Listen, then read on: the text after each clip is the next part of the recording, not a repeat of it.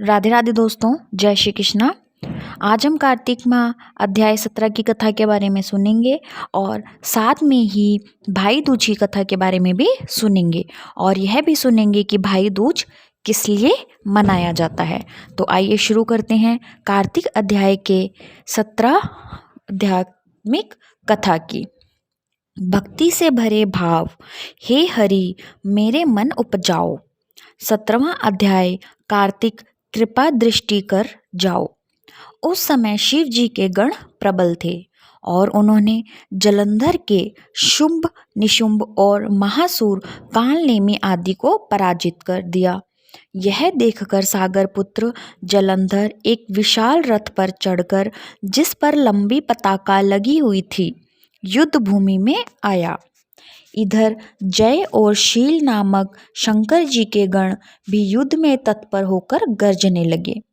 इस प्रकार दोनों सेनाओं के हाथी, घोड़े, शंख, भेरी और दोनों ओर के सिंहनाद से धरती त्रस्त हो गई। जलंधर ने कुहरे के समान असंख्य बाणों को फेंक कर पृथ्वी से आकाश तक व्याप्त कर दिया और नंदी को 5, गणेश को 5, वीरभद्र को एक साथ ही 20 बाण मारकर उनके शरीर को छेद दिया और मेघ के समान गर्जना करने लगा। यह देख कार्तिकेय ने भी दैत्य जलंधर को अपनी शक्ति उठाकर मारी और घोर गर्जन किया, जिसके आघात से वह मूर्छित हो पृथ्वी पर गिर पड़ा। परंतु वह शीघ्र ही उठ गया और क्रोधाविष्ट हो कार्तिकेय पर अपनी गदा से प्रहार करने लगा। ब्रह्मा जी के वरदान की सफलता के लिए शंकर पुत्र कार्तिकेय पृथ्वी पर सो गए। गणेश जी भी गदा के प्रहार से व्याकुल होकर धरती पर गिर पड़े। नंदी व्याकुल हो गदा प्रहार से पृथ्वी पर गिर गए और शीघ्र ही वीरभद्र को पृथ्वी पर गिरा देख शंकर जी के गण चिल्लाते हुए संग्राम भूमि छोड़कर बड़े वेग से भाग चले। वे भागे हुए गण शीघ्र ही शिव जी के पास आ गए और व्याकुलता से युद्ध का सब समाचार कह सुनाया। लीलाधारी भगवान ने उन्हें अभय दे सबका संतोषवर्धन किया। और इसी के साथ हमारी कार्तिक की कथा पूर्ण हुई। अब हम सुनेंगे भाई दूज की कथा के बारे में। हम क्यों मनाते हैं भाई दूज का पर्व, कब और कैसे हुई इस त्यौहार की शुरुआत, अपने इसके बारे में सुनेंगे। दीपावली के बाद कार्तिक मास के शुक्ल पक्ष द्वितीया तिथि को भाई दूज का पर्व मनाया जाता है। इस साल भाई दूज 15 नवंबर के दिन है। भाई दूज के दिन बहन भाइयों का रोली से टीका करती है और इस साल भाई दूज 15 नवंबर के दिन पड़ रहा है।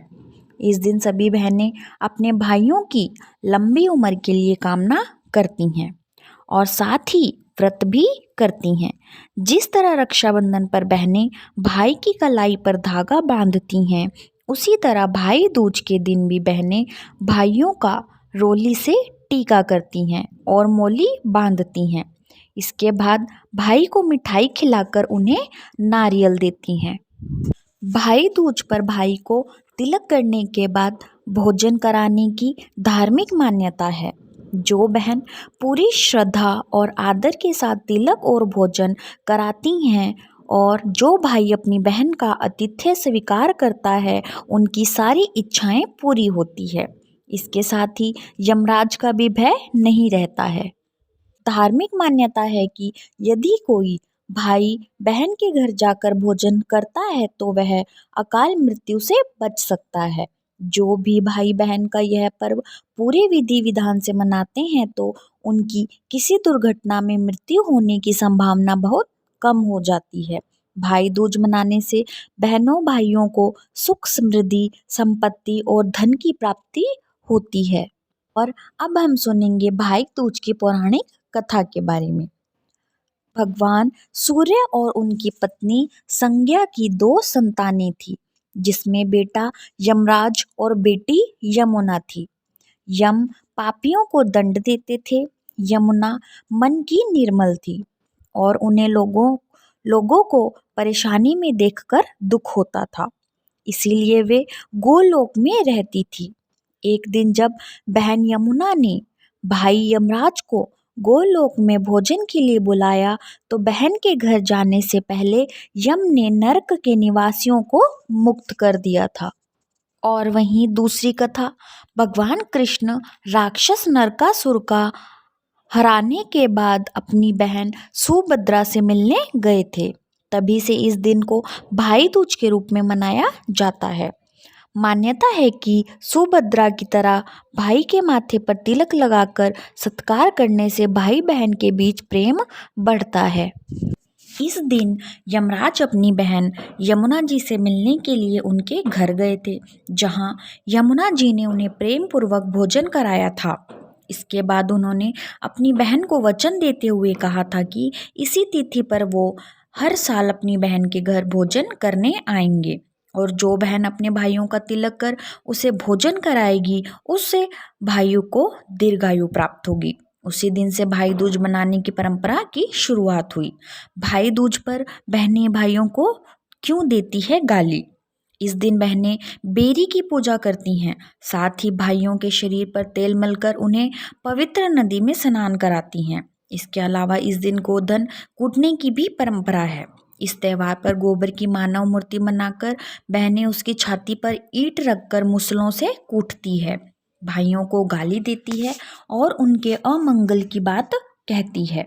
इसके अलावा वो घर घर जाकर चना और भटकैया लाती है। बाद में अपनी जिह्वा को भटकैया के कांटे से दाग देती है कि उन्होंने अपने भाई को ऐसी बात कही है।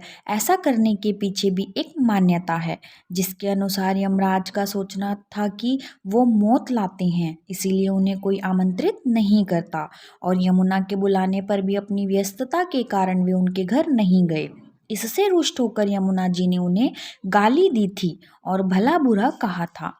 बाद में जब यमराज उनके घर गए तो बहन की प्रेम भावना और आवाभगत देखकर यमराज प्रसन्न होकर नरकवासियों को मुक्त कर दिया, और यमुना जी को आशीर्वाद देते हुए कहा कि जो बहन अपने भाई का तिलक लगाकर सत्कार करेगी, उसे मेरा भय नहीं रहेगा।